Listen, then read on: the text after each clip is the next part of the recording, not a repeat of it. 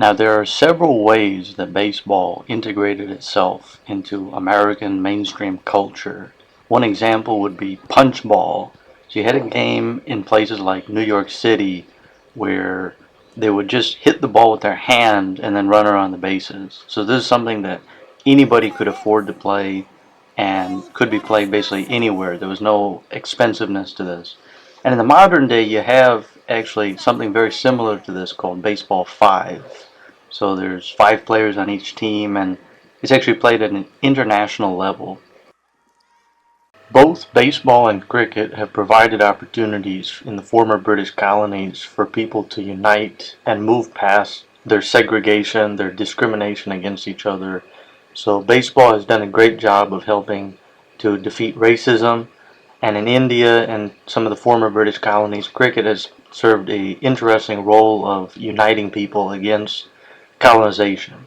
Now, baseball's overall major growth in America really happens after the Civil War of the 1860s.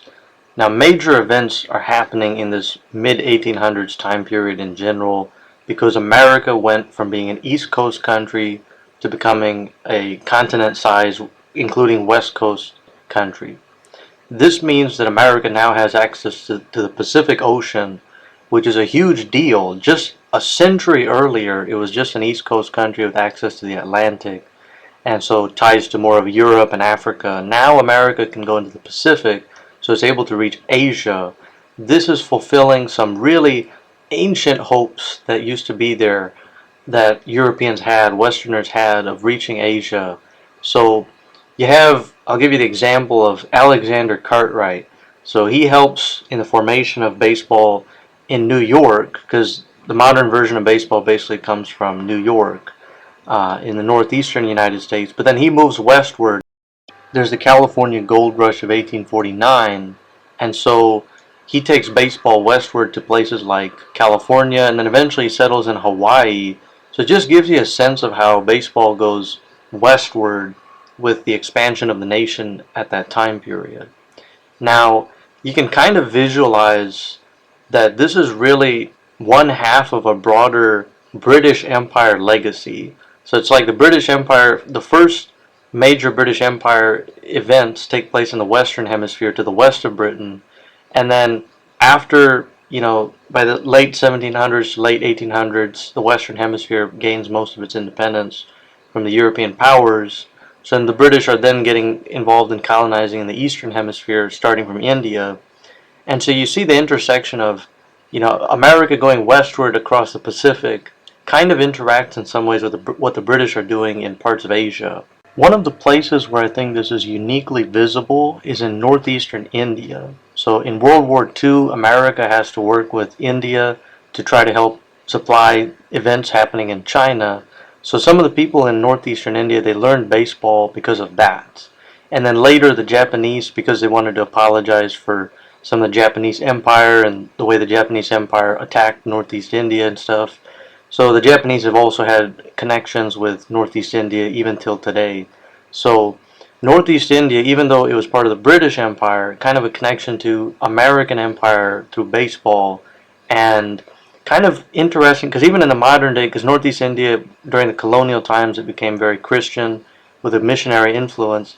In the modern times they're even talking about how the Northeast is maybe potentially separatist or crazy, events could happen in that region. So you kind of get the sense of where the British Empire and American Empire interact along somewhere near that Pacific Ocean and Indian Ocean interaction, those regions that are kind of in the vicinity of both. You have a lot of interesting events. Now, since baseball was originally of British heritage, it actually did go with the British Empire to places other than America. So, for example, in Sri Lanka, you have a game called L, which is basically based off of rounders.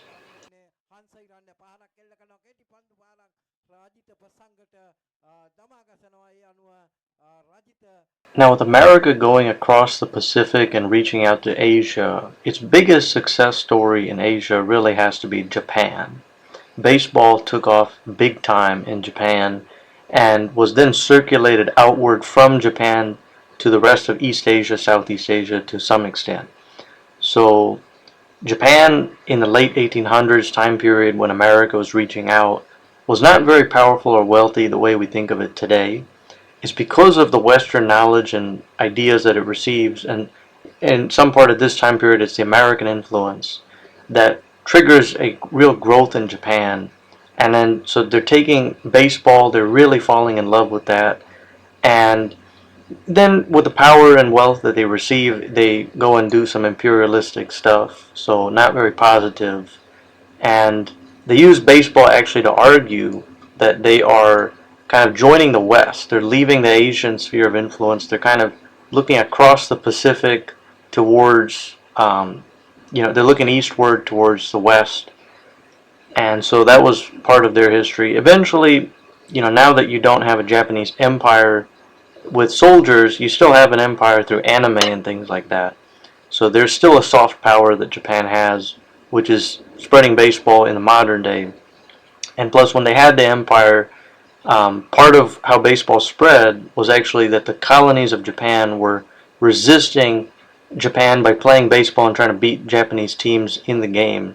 Not too different from how cricket spread in that time period, actually, with, for example, Indian cricket teams, Australian cricket teams trying to beat the British in the sport. Now, beyond Japan, some other places America takes baseball in the Pacific, you have the Philippines. So America actually conquers the Philippines from Spain by 1898, so kind of ending the Spanish ability to go across the Atlantic and Pacific into Asia, and America itself dominates in places like Latin America and the Pacific. So America decides to take over kind of the Atlantic, but more broadly the Pacific. But anyways, putting the Philippines aside, a big country in the Pacific would obviously be China. And America definitely takes baseball to China. Some of the revolutionaries in China, the communist folks and different people, they actually really fell in love with baseball. And it's part of the broader Chinese outreach to America that they want to learn from America. They want to take some of those ideas, Western ideas. So kind of the Industrial Revolution that's happening in the West, Asian powers want to benefit. So different ways that American culture, American sports are kind of intertwined with all these broader events. And at times you could definitely say there was somewhat of an imperialism to some of these actions. Now, speaking of America and China in baseball, you obviously have to talk about the modern day situation where you have America and China kind of going up against each other, and America is trying to contain China in the broader Indo-Pacific region. So, for example, you have the Quad Alliance between America, Japan, Australia, and India. And these are all countries, Indo-Pacific countries generally play cricket or baseball. So it's kind of an interesting thing where the bat and ball sports are common throughout this region. And America is actually trying to push baseball into the Indian Ocean region. You have the league, Baseball United, trying to go into the Middle East and South Asia. Now, it was not only in the Pacific region that America was exporting some of its sporting ideas and other ideas. There was some involvement in India, actually. So the YMCA, some of the Christian missionaries, people like that, they did try to bring some sporting practices, try to benefit the local population. So you do have, again, sort of this intersection on some level between the British Empire and the American Empire, or the kind of spheres of influence. You also have baseball played in a place like Israel, because there's quite a few American immigrants and American influence in Israel, and kind of ties to the broader Middle East and America's involvement in that, which really ramped up in more of an imperialistic way after the Second World War. One of the most interesting interactions that I want to examine between kind of the American Empire and the British Empire is in Afghanistan. So you had American soldiers who were in Afghanistan during the early 21st century, and they actually were playing some cricket with some of the local people. And if you think about it, it actually ties back to a lot of history, a lot of the global timeline. Because Afghanistan, originally it was kind of aligned more with India. There was more of a Hinduism, Buddhism kind of a presence, and it was seen as more connected to India. Then you have the expansion of Islam. You have the fact that parts of Afghanistan's population are Persian speaking natively and stuff. So with the rise of Islam and different things, that brings Afghanistan more westward, more into a Middle Eastern, Central Asian orbit. And Islam itself, the fact that the Muslim empires were surrounding Europe, that is what sort of drove the Europeans to some extent. That's one of the reasons they wanted to colonize the world and flee Europe in different ways, in new ways. And then that European colonialism leads to cricket coming to places like India, America, and basically it's this interaction of the West, which in and of itself is kind of a result of European expansionism, which starts from the interaction with Islam. And so the interaction between kind of the West, Islam, Afghanistan, and the refugees of Afghanistan who had to flee all the conflicts that happened in Afghanistan as a result and different things. And then 2024 you have cricket comes back to America after being replaced by baseball. So just a really interesting, crazy timeline where Afghanistan, they weren't part of the British Empire, but they were on the very edges. They faced conflicts with the British and stuff. So kind of interesting how the American Empire and the British Empire, cricket kind of ties into all the stuff with Afghanistan. You can see it very clearly. To some extent, baseball's rise coincided with the rise of the different phenomena of imperialism and different things. And one of the things that comes out of that, you have what's called muscular Christianity. So in earlier time periods, historically, Christianity was something where, maybe there was more of an approach that you have to focus on the soul rather than the body so much. And in the late 1800s and the rise of so much imperialism and different things, and societies are trying to figure out how to be manly, strong. You're dealing with the impact of industrialization, which is potentially making people softer. They don't have to work as hard to live. So baseball also gets a little bit of an impact from muscular Christianity, and that's one of the interesting factors. Kind of at the same time, in other parts of the world, the British Empire is using British sports. They're pushing things like cricket, and they believe that that's their way of pushing a muscular Christian philosophy around the world. To understand how baseball triumphed within America, it's good to look at what was baseball competing against.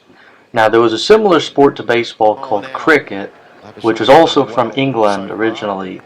Now, when you look at the history of cricket at that time, it was a very different sport from modern cricket. So I'm going to show you a snippet of what cricket actually was like. So you can see that the players are kind of not very actively doing anything. They're kind of very lethargic. And when play does happen, there's a huge buildup, and then it's almost like nothing happens. A lot of the times it just feels like nothing is happening. So this was the kind of sport that baseball defeated in order to become the dominant bat and ball sport, dominant national pastime of America.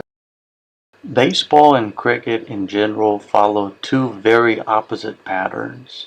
In baseball, I'm going to show you how things happen in a delayed way. Outcomes are built up to, and there's sometimes potential for incredible amounts of collaboration in making stuff happen in baseball. So here we're going to watch, there's a batter, he hits the ball, so he gets to first base. Okay, so he did that on his own.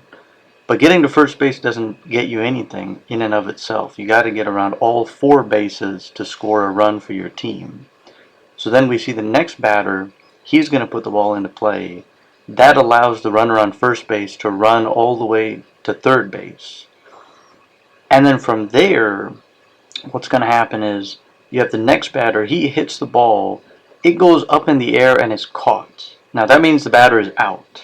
So the batting team in baseball, they have 3 outs they can use in their batting turn. So one of the 3 outs is used up right here with the catch. And the runner, he's not allowed to start running until the catch is fully, or at least the catch is initiated. So the runner stays on third base until the ball touches the fielder's glove, and then the runner goes home. So it took three people's efforts on this team for this one runner to score, and they had to use up one of their three outs. So you see how there's basically a delayed built up to outcome, which requires tremendous amounts of collaboration. Now if we take a look at cricket, it's quite the opposite. In cricket, you either score a run, so the two batters, they switch places with each other, or you don't score a run. You either score a run by hitting the ball out of the park, for example, you can hit the ball for 6 runs, or you don't score a run. Nothing happens. So everything in cricket is more on an instantaneous basis. You know what the outcome is, the result is of a play almost immediately. There is some underlying tactics and strategy that happen over a longer period of time, but in general, cricket, quite the opposite of baseball in that sense.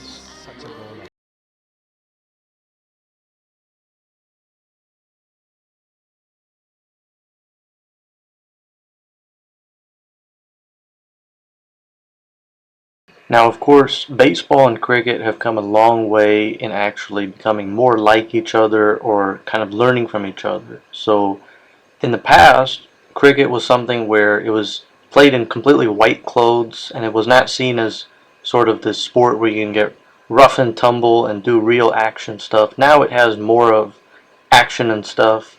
You have, in the modern day, you have John Boy Media. They're a company that has hosted events where they play hybrids of baseball and cricket. And that actually addresses one of the issues that some people have with cricket, that you can't normally play cricket on a rough surface. You have to have a specially prepared surface. So what John Boy Media has done there is really wonderful, allowing kind of the baseball elements to come into cricket and getting past that particular critique. And you have in T20 cricket, the most modern version of cricket, you have some of the skills have actually been taken from baseball. So that's something that's really positive, learning from the way that baseball fielders throw the ball, catch the ball, and the baseball world in turn has also done some work on improving some of its agility as a game. So, with cricket, they've gone down from being a multiple days sport to being just a couple hours. Baseball has also initiated its own changes to try to speed the game up, get it back to more of a spiffy game.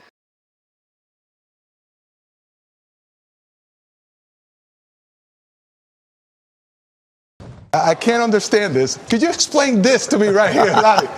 Please, give me some explanation. How in the world you're able to do this? That ball bounced. Explícame, mi hermano. Bueno, que tú sabes que bola mala. Oh, this is really, really, really good. There's a game we used to play when we were kids, and obviously he played it, and it was called La Plaquita, which is a form of cricket. Es como cricket de allá de Inglaterra. And you had to protect this part of they would put like a little license plate up here, like a little plate in the back, and the pitcher had to knock it down. And we as hitters were trying to protect from not allowing the pitcher to knock this part right here down. And it says that really helped him become a bad ball hitter and just put the barrel on the baseball. Now, while baseball was the #1 sport in America for a long time, it did decline. Now it's maybe the 3rd or 4th most popular sport. One of the major reasons for this was that America moved from radio to television. On radio, baseball commentary is really interesting in some ways compared to other sports, but on television, and especially with new professional leagues starting for the other American sports. In fact, some of the other American sports weren't invented. Basketball was only invented in like the 1900s. But once these sports did come in, so that was a big blow for baseball's popularity. In the modern day, you have new challengers to baseball. So not just baseball competing with other American sports. You have, for example, the rise of India.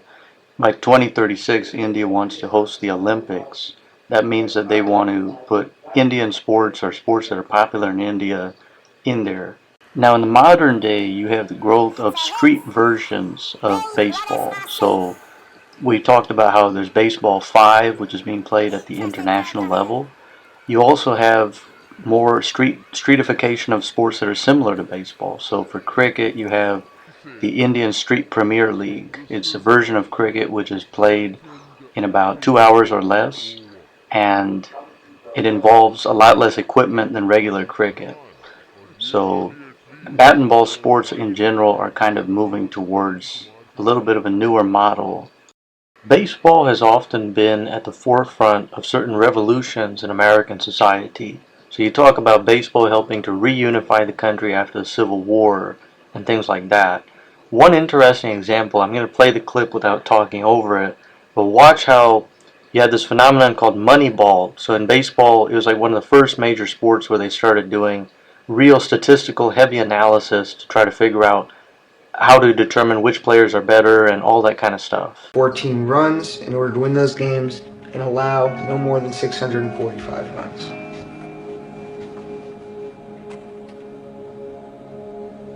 What's this? This is the code that I've written for our year-to-year projections. This is building in all the intelligence that we have to project players. Okay.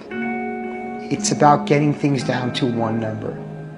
Using the stats the way we read them, we'll find value in players that nobody else can see. People are overlooked for a variety of